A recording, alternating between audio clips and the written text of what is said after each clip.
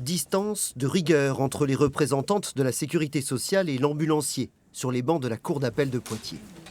7 ans que l'organisme social reproche des fraudes à ce chef d'entreprise, 7 ans que Joseph Troncin clame son innocence. Et si on était sur quelques dizaines de milliers d'euros, je ne sais pas si on en serait là. Le problème, c'est que c'est une escroquerie qui porte sur des sommes folles. Donc évidemment, on est obligé de poursuivre parce que la CPAM, elle fonctionne quand même avec des fonds qui, plus ou moins, proviennent de l'argent public. La CPAM de la Vienne reproche à l'ambulancier de Loudun une escroquerie de près de 350 000 €, des centaines de surfacturations et de faux pendant plus d'1 an. Dans cette entreprise de transport sanitaire de l'agglomération Poitevine, le gérant représente la profession en Nouvelle-Aquitaine.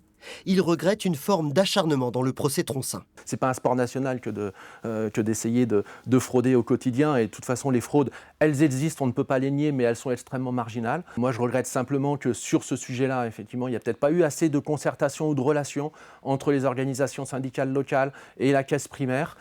Des incompréhensions plutôt qu'une escroquerie à grande échelle. Et pourtant, selon l'assurance maladie, les ambulanciers sont responsables de 15% des fraudes détectées en France en 2019. Joseph Troncin conteste toute forme de délit et admet seulement des imprécisions, des oublis dans sa comptabilité. L'ambulancier assure à la Cour qu'il a changé certaines de ses pratiques. Mais il précise « Mon chiffre d'affaires n'a pas diminué pour autant ». Preuve, selon lui, qu'il n'y avait pas de transport fictif dans sa comptabilité. Le sort du chef d'entreprise de Loudun est ce soir entre les mains de la Cour d'appel de Poitiers.